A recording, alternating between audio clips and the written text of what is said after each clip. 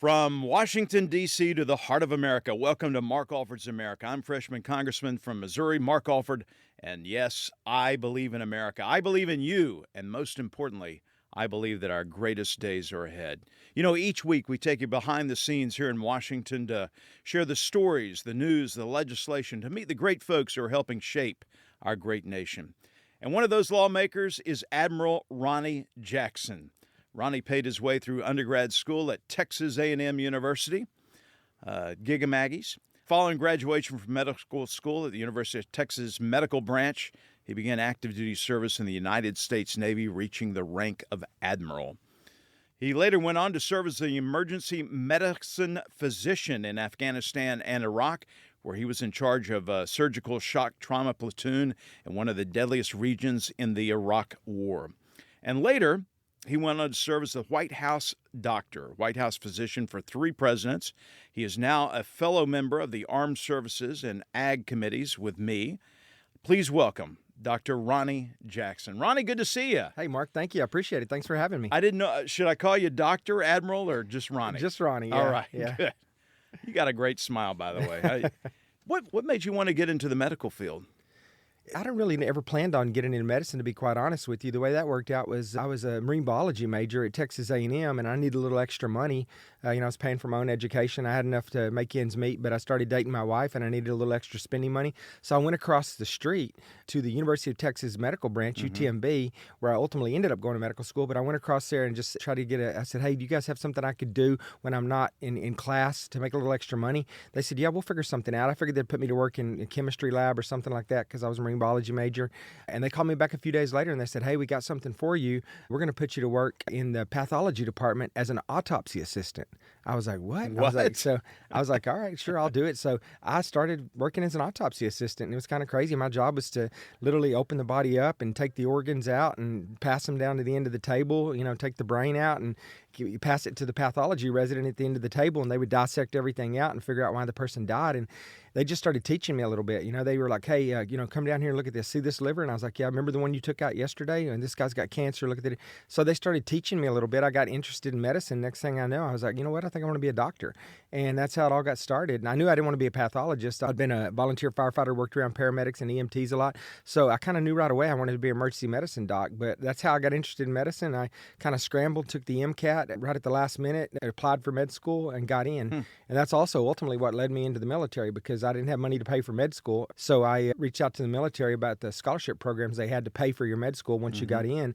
And I got on the health profession scholarship program where the military paid for 4 years of my medical school, and I owed them 4 years in return. And then I got in the military and just loved it and never left. What was it like in Afghanistan and Iraq? Well, I was a board-certified emergency medicine physician at that particular point, and I was OIC of the shock trauma platoon, part of a surgical shock trauma platoon, right on the battlefield between Fallujah and Ramadi. And, it was professionally satisfying because I was using the skills that I had trained in an environment where I felt like I was doing a lot of good. We'd have people that would come in. We'd have a lot of petty stuff come throughout the day, but on average, we probably had 3 or 4 bad casualties a day. And these are guys coming in with their arms and legs blown off, with their bowels hanging out, with gray matter hanging out of there. I mean, horrible injuries, burns from head to toe.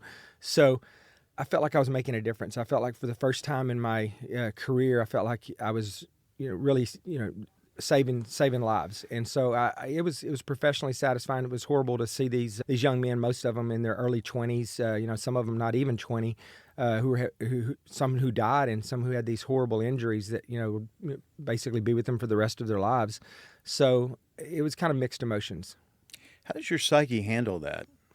Well, I'd been an emergency medicine physician for a while, so I'd kind of already learned to deal with people dying and being involved in that process. But wait, even early on, when you're going and assisting with autopsies, was that just natural curiosity, or you just seemed like you kind of have a shell that you don't let those sort of things bother you? Has that been since you were a kid that you were like that?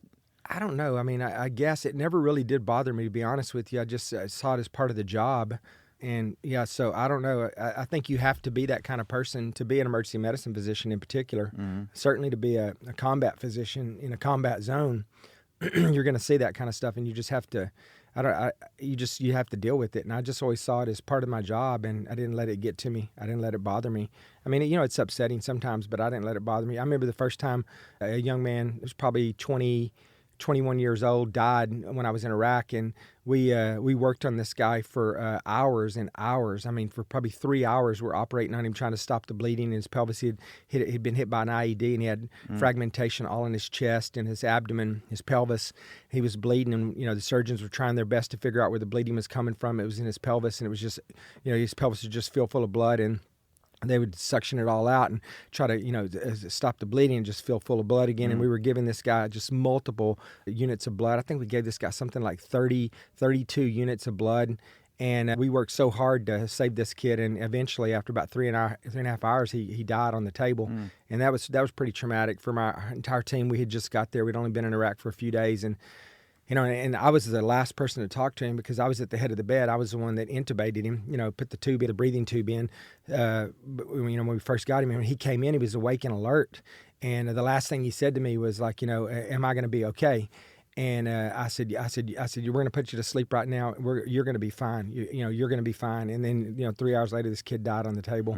And that was kind of hard, but, you deal with it. Wow. How did you get to be the White House doctor? Well, that happened while I was in Iraq, and a lot of it's being in the right place at the right time, I think. And I was in Iraq. I didn't even know there was a White House physician. I didn't even know that job existed. And it turns out there were 6 physicians at the White House: 2 Army, 2 Navy, and 2 Air Force. They were all family practice or internal medicine docs. And the White House decided during the Bush administration that they needed an emergency medicine doc at the White House, which makes sense. And by the time I left, they were pretty much all emergency medicine docs. But So they reached out to the emergency medicine specialty leader, the guy that controls my community emergency medicine in the military, and they just got packages from the Army, the Navy, and the Air Force for an ER doc. And my specialty leader threw my name in the hat without me even knowing about it. And after I'd been in Iraq for a few months, I was checking an old email account that I wasn't obligated to check anymore from my previous command. I was just kind of keeping up with the gossip at the Naval Hospital. I had a Marine Corps account that was my main account, but I logged onto this account and I saw there was an email in there that had been in there for about 10 days, and it said, you've been selected to apply for a job at the White House. Please have your CV, your personal statement, your last 6 performance reports, your security information, your official photo. There was a whole list of stuff that it wanted, and it said you have all this stuff in. By the time I saw it, it said by the end of the week, by Friday. So I had about 5 days to get all this done. So I didn't think it was possible. I wasn't even going to do it, to be quite honest with you. I called my wife that night, and I told her about it. She said, "What are you going to do?" And I said, "Well, Jane, there's no way I can get all this stuff done. I'm out in the middle of the desert, and I'm not going to do." She said, "Well, you should do it anyways. Just, even if you don't get it all done, it's important maybe down the road for you to at least say you were considered for the job. So you should, go through the process and try to get it in." So I did, and I actually got it all in. My package wasn't, like it was supposed to be, because I was generating most of it out in the middle of nowhere. But I got it in, and then I didn't hear anything for about 2.5 months, and I kind of thought, well, somebody else already got the job. I'm just out here in the middle of nowhere, and I haven't heard about it. I'd asked my detailer, the guy that controls my community. He said, "I don't know. We passed everything to the White House. I don't know what's going on. I've lost sight of it." And then I stopped checking that account, and this was about 2.5 months in. I checked that account one day again. It had been another week or so since I'd checked it, and there was an email in there saying, "Hey, you've been selected as one of 3 people to interview for a job at the White House. Please be in D.C. in 5 days," right? So I had 5 days. Well, I thought, well, this is great, but this is where the road ends. There's no way I'm going to be in D.C. in 5 days. I'm here in Iraq.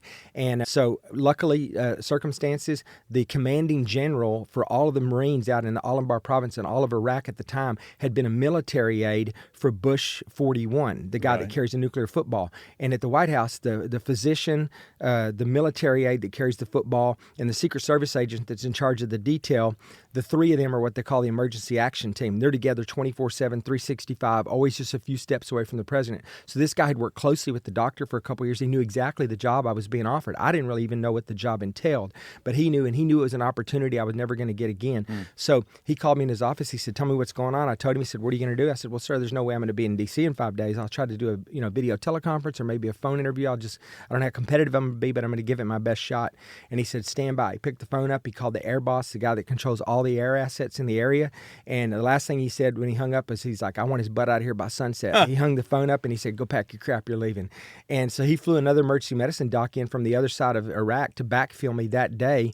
I went back to my hooch, got my sea bag, threw some stuff in it, went to the flight line, got on a helicopter, flew to Baghdad, got on a C-5 cargo plane full of broken helicopters, flew back to Cherry Point, North Carolina, got a rental car, drove back to D.C., kind of in a panic. Supposed to be at the White House the next day, supposed to interview 2 days in a business suit and 1 day in a uniform. I'd lost 40 pounds out there. So I ran down to the men's warehouse, bought a brand new suit, gave them my sob story, begged them to tailor it for me on the spot. They did. I got back in my rental car, drove to D.C., interviewed for the job for 3 days. At the end of the 3 days, they told me I got the job. I went back to Iraq, finished my tour for 4 months, and came straight from Iraq to the White House, and that was early 2006. I was a brand new junior physician for George W. Bush. We'll pick up that conversation, what it was like to be a White House doctor for 3 presidents, correct? Yeah, right. We'll try to get some information on the presidents from you. All right. I know from HIPAA laws you probably can't divulge much, but stay with us. An interesting conversation with Ronny Jackson. We're also going to be talking about the wokeness in the military and what we on the Armed Services Committee have done to combat that. And how do we get people back to believing in America again, Ronny? I really want to talk about that. Stay with us. Welcome back, everyone, to Mark Alford's America, where we give you a behind-the-scenes look at Washington, let you meet some of the fascinating people that I work with here in D.C. and folks who are helping shape our great nation. Dr. Ronny Jackson is a second-term congressman from Texas. He is an admiral, and we were talking about you getting the job as a White House doctor. You served for 3 presidents. Who were those 3? George Bush, Barack Obama, and Donald Trump. So you're their personal physician. I mean, you see every inch of their body. Yeah. Of course, you've been in wartime, emergency services. You've seen just about everything. But when you are there with the President of the United States in that sort of setting, how do you handle that? That is an awesome responsibility. Well, yeah, it really is. I mean, your job is to make sure they have everything they need, and and to make sure they're healthy and safe. And you work closely with the Secret Service. You're basically part of the Secret Service as far they provide the physical protection, but you're part of that as well. So you're with the president always. Myself or one of the doctors that were assigned to me that worked for me were with the president 24/7, 365. You're always with him, whether he's on the helicopter or he's on Air Force One, he's at the hotel, he's in a hold room somewhere, he's backstage about to. You're always just, a few steps away. And so it's a great opportunity. You just, you get to know the president obviously very, very well because you're with them all the time. So I had really close personal relationships with all the presidents. It's just part of the job.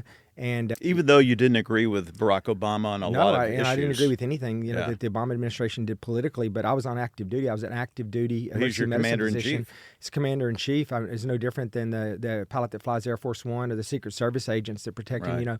In that particular role, you don't have a political opinion. You're there to take care of the president and the office of the president, and you keep your political opinions to yourself. And I did that for the entire 14 years that I was at the White House. I think I surprised some people when I got out and I ended up getting into politics in particular.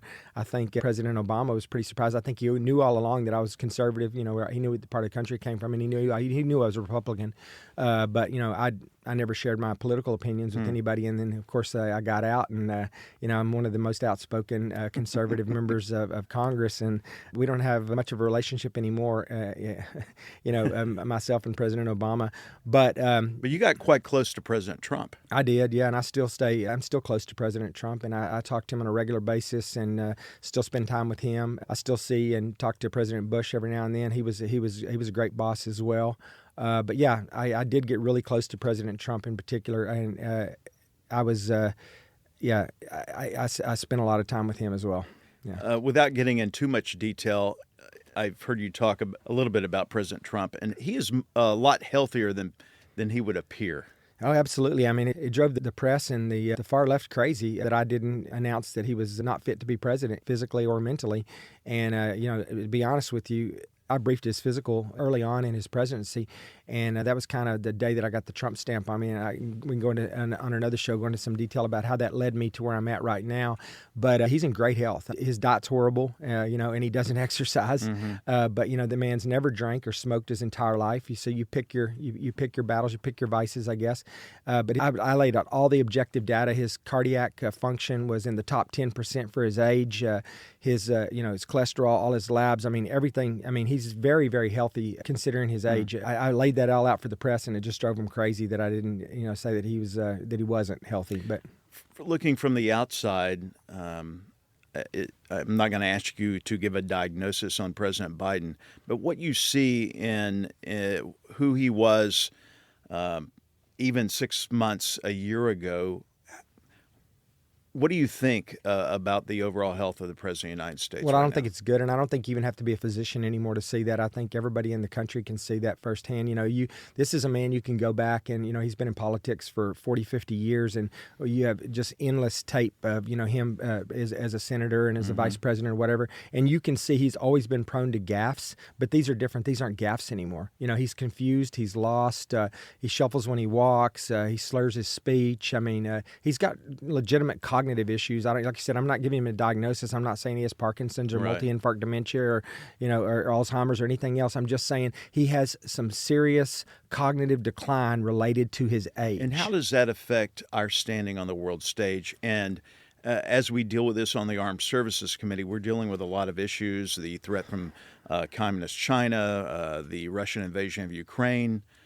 The world is looking at the United States of America. Well, it's very dangerous for us. We've traditionally been the leader, and I've witnessed that firsthand. 14 years at the White House on how we go overseas, and people will just follow our lead because we're the United States of America, and we just do. We've lost that now. I've been overseas, and I've talked to colleagues over there from other countries that that I served with in the military or that that are in. That are in politics there, and it's embarrassing. I mean, it doesn't inspire confidence in our allies, and it doesn't inspire, it doesn't give our adversaries pause or fear. I mean, your adversaries need to respect you, and we've lost that respect. Could part of that lack of respect also be in the direction the military has gone? With the diversity, equity, and inclusion programs, the CRT, the drag queen shows, the digital ambassadors. Talk about that and what we're doing on the Armed Services Committee to try to combat that. Well, you weren't here the last term, but the last term we were in the minority here, and so we didn't control the agenda in any of the committees that we have, and certainly not in the Armed Services Committee, which I was on. So all we talked about, every single hearing that the Democrats had something to do with CRT, DEI, transgender issues, pronouns. I mean, that's just, they didn't care about anything if it didn't have something to do with the woke social agenda, and they were using the military as their own special little, experiment, their own little woke experiment, and inserting all this stuff in the military. So what we're doing now that we have the majority in the House, is we're systematically going through the military. We're trying to take our military back because it's made us weak. I mean, it's killed us with recruiting and retention. People don't want to go in the military anymore because it's not, it's not what it used to be. It's not the place you serve, your country like you used to. So we're going in and we're removing all of that. And so that's what we're doing with this National Defense Authorization Act that we're voting on today and tomorrow, and that's on the floor of the House right now, is we're recapturing that. We're getting all of that DEI, all of that CRT, all of those social programs out of our military. And the other thing they did, too, that we're getting out of there is a lot of the Green New Deal stuff, just vast amounts of money that they're spending on their Green New Deal in the military. None of these things make our country strong. None of these things make our country safe. We need to be focused on one thing. We need to be focused on a strong military that can defeat China when that day comes, because that's our main adversary. And believe me, they don't care about any of this stuff. They're not spending any time, any effort, any money on all this garbage that we've been spending our last 2 years on. So we've got to get our military back, and we've got to make it strong again. We got to start focusing on what makes us lethal and not this social garbage. What do we need to do to get our young people interested in joining the military? How do we rebuild patriotism in our country? Well, that's a bigger issue, I think. I mean, I think you start by, returning the military to what it's supposed to be, the vehicle by which we defend this country. And I think people are naturally attracted to serving in that environment. I know I was. But we have a bigger issue in this country, with our youth. We've, in my mind, kind of lost an entire generation because of some of the woke stuff that's been in our schools that we're just finding out. We didn't find out a lot of it until COVID hit, and then we were exposed to some of the curriculum, that was out there. And we always knew it was happening in our university system, that they were trying to brainwash our kids, and teach them that this is not a great place to live, that there are better places around the world to live, that America's a bad place. And we knew they were doing that at the university system. What we didn't know is that was happening in early education too, And so I think that there's a lot of kids that have been exposed to that for years and years now, and we've got to turn that around, and that's just a bigger issue for our society. Ronny, thank you so much. Thank you, I Mark. appreciate you. I appreciate your dedication, your service to America, and helping mentor me here. This is not an easy job, learning just the language that we use in armed services in the military. I mean, this is a learning ground for me, and I'm really trying to catch up fast so I can be an effective member on the House Armed Services Committee. But I appreciate you. Well, you're doing a great job, and it's Thank an you. honor to serve with you, and thank you for having me. Hey, thank you for joining us for Mark Alford's America. We'll talk again next week, folks. Remember, I believe in you. I believe that our best days are still ahead of us as a nation. I believe in America. God bless. We'll see you.